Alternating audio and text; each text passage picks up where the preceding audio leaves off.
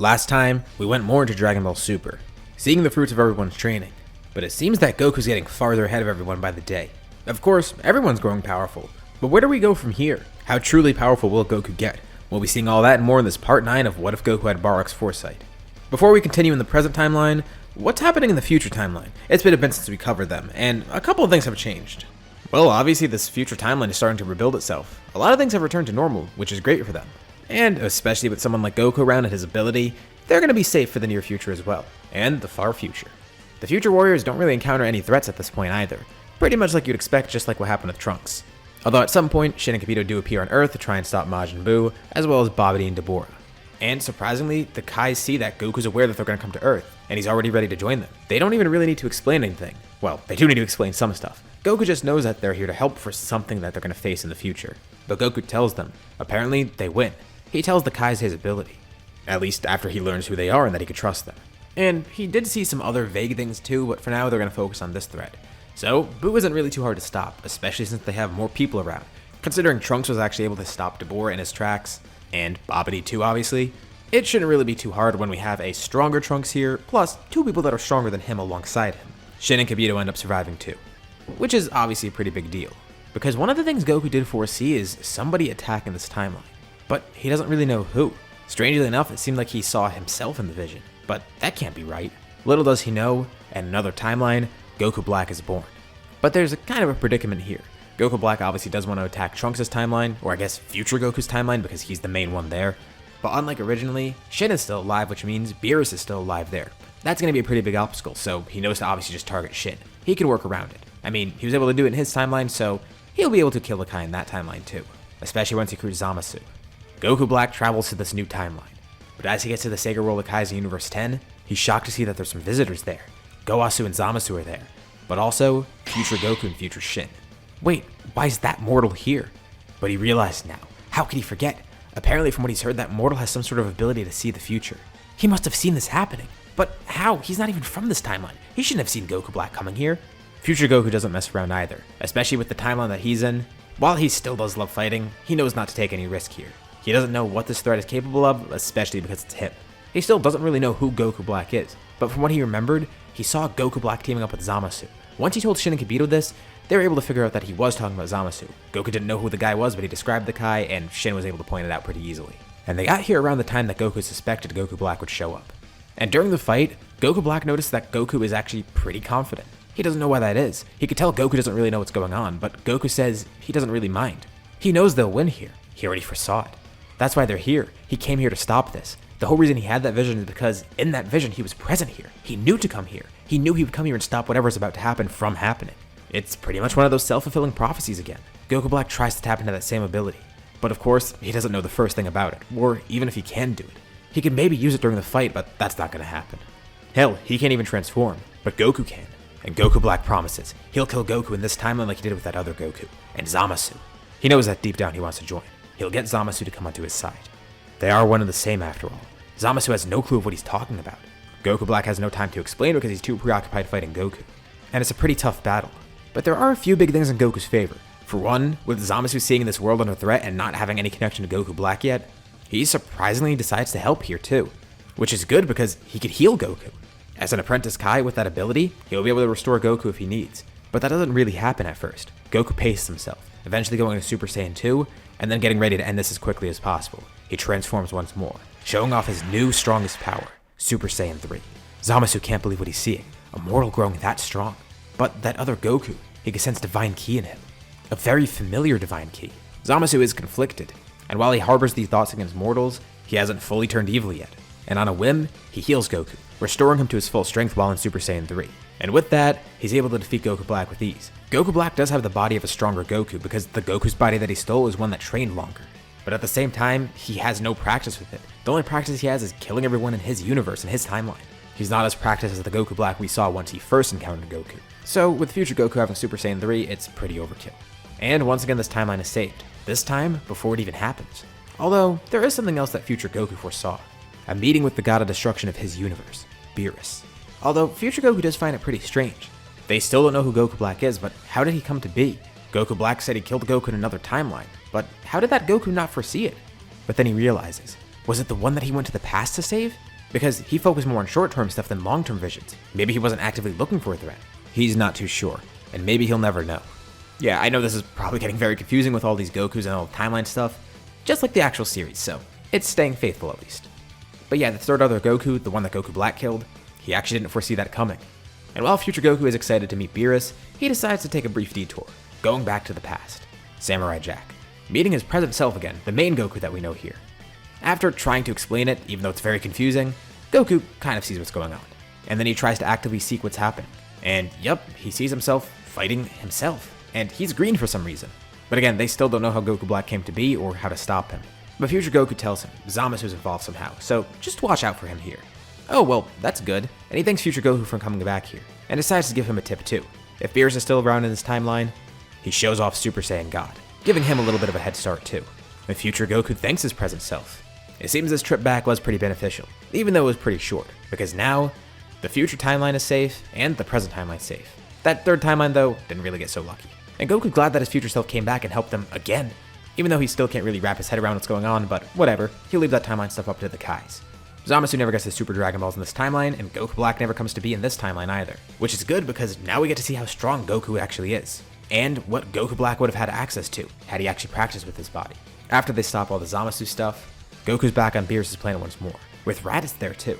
Beerus knows he has some sort of similar abilities, and maybe he could be a pretty useful training partner for Goku. But at the same time, Beerus doesn't even know if Goku really needs it, because now he has something truly amazing. With all this practice, he's starting to use something that kind of reminds Beerus of Ultra Instinct. Amidst their fights, Goku's foresight allows him to predict moves, pretty accurately in fact. But it's still not subconscious, he needs to push Goku to that level. And during this sparring match, he might finally be able to push Goku towards doing this. With all of Whis' teachings in mind, and the pressure of fighting Beerus, Goku's finally able to tap into it, using these visions subconsciously, and having his body move subconsciously alongside it. He taps into Ultra Instinct, first being Omen, and he has a surprisingly good grasp on it. The power of it does seem a little bit draining, but unlike the first time he unlocked it in the Tournament of Power in the main story, he seems to have better control here, and he can actually attack with it too. And they spar for a brief while. It only ends because Goku gets tired out, he doesn't lose the form, and that's how Beerus knows they're on the right track. And Raditz is intrigued by this too. He can't believe his brother got this far ahead. He needs to catch up quick. Maybe he should have focused on those short-term things instead. Although he does brag to Goku, he was the first one to foresee Zamasu. Goku tells him it apparently wasn't soon enough because they're both dead in another timeline. Oh, kind of a bummer. But Raditz promises his brother he'll tap into the same power soon, and he promises it to Beerus too. In case you couldn't tell, things are pretty chill right now, for lack of a better word. Besides Zamasu, there's not really any threats. Everyone is just continuing their normal lives. Nappa's back on Earth too, once more training with Gohan. And with the abilities to learn with Raditz, it's pretty useful in battle.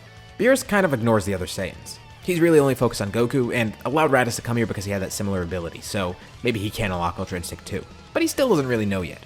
Although, he's glad that Goku already has it, especially this early on. This is when the Goku Black arc would have happened. Goku at this point is already far stronger than he was in the main story, and on top of that, he now has UI Omen, so yeah, you could probably see where this is going once we get to the Tournament of Power. That still does happen, and in terms of the team, it is a little bit strange. We got Goku, Gohan, Raditz, Vegeta, and Nappa, Krillin, Tenshinhan, Roshi, Yamcha, and Piccolo. And outside of the humans really, pretty much everyone here is radically different from where they were in the main story. Goku has his foresight. He's still Goku, he's very similar to how he was normally.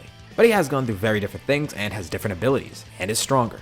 Gohan has that motivation from his future self, and his father too. Also being a training partner with Vegeta. Vegeta doesn't really have that rivalry with Goku. He's kind of accepted that he won't really catch up, especially because he knows they have some sort of weird abilities. Nappa spilled the beans to him, and he's mainly just surprised they kept it secret for that long. As for Nappa and Raditz, they're alive, so that's obviously different. And Piccolo didn't really go through the same development that he did, and he is kind of a good guy now, but he's more like how Vegeta was during the Cell Saga, for example. So while this team does have some similarities to the main one, it's still pretty different in its own ways, whether it be some of the different characters being here, or how much some of the characters have changed. And the reason I'm pointing that out is because there's nothing really else to cover with the tournament. To put it in simple terms, it's kind of a wash. Goku might try and give himself a handicap though, try not to use his foresight to win, but by now he already has Ultra Instinct, so he already kind of does that subconsciously. Beerus does tell him to take it serious, and Goku responds by saying he knows they'll win. There's a path to victory. He's already foreseen it. Okay, well, Beerus knows that, but still, take it serious. And Goku says he thinks he could do this without his foresight and truly test Ultra Instinct. Well, in that case, Beerus is kind of up for it. Goku maintains Ultra Instinct pretty much throughout the entire tournament too, mostly using Omen.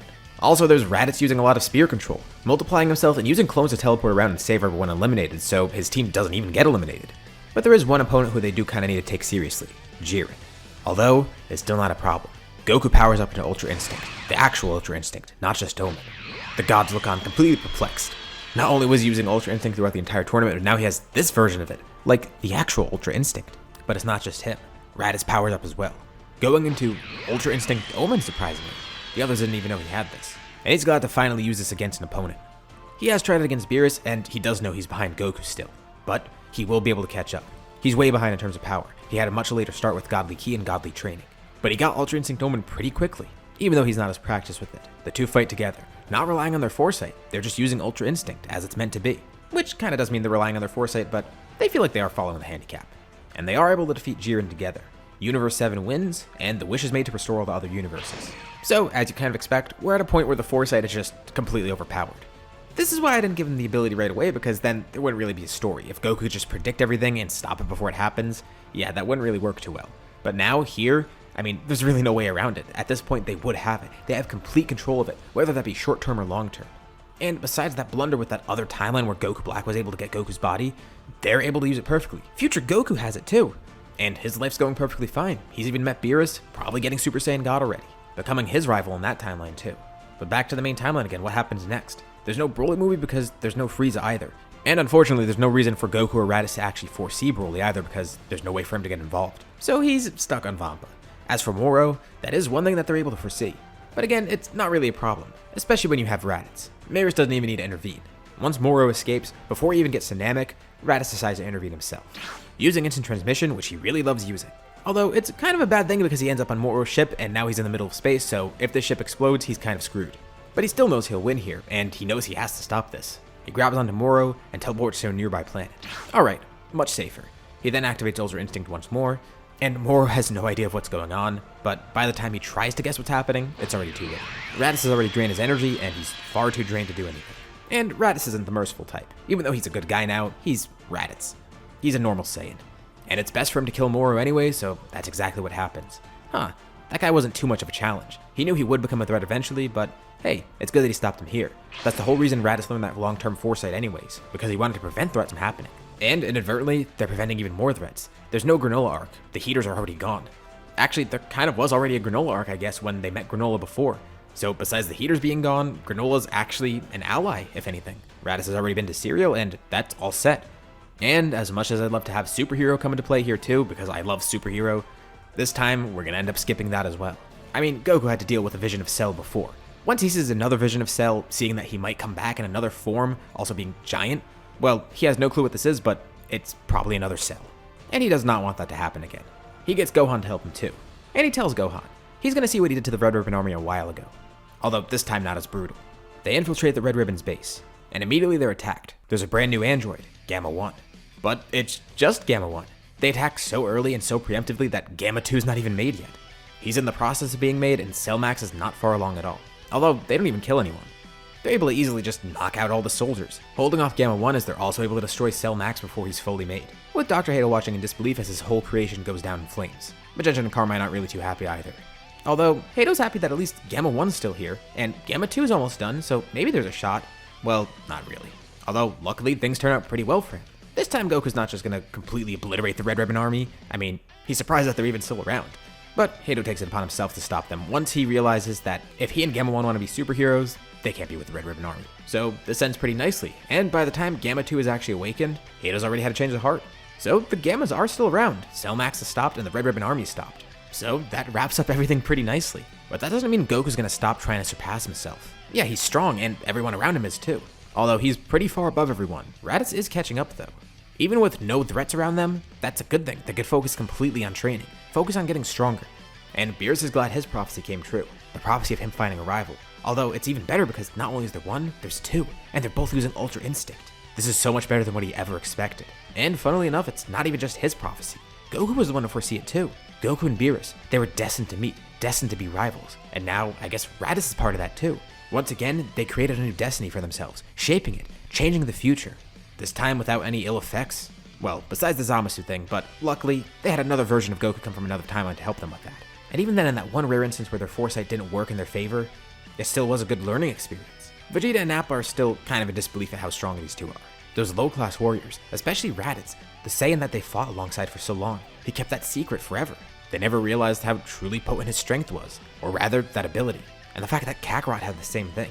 But they're not done either. Nappa knows as an elite Saiyan, he needs to keep up. And same for Vegeta, he is the prince after all.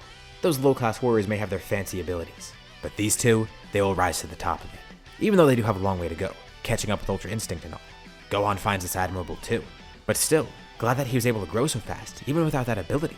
Beerus lays back on his planet relaxed. He and Whis watch as Goku and Raditz spar. Raditz tells Goku he will tap into Ultra Instinct, the complete version of it. He's already on track to doing that.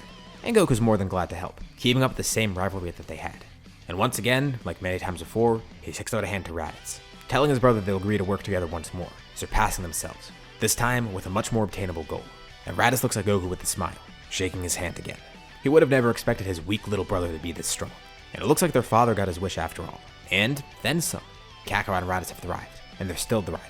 Now, thriving in the realm of gods. And this is where our story ends. What'd you guys think about this scenario? I know this part went at a breakneck speed, but really, not much would happen with those arcs. But hopefully with all the stuff I added, I was able to make it more enjoyable.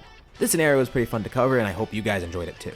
As usual, if you liked the video, be sure to drop a like, and subscribe if you haven't already. It shows me you want to see more like this, and it does really help out the channel.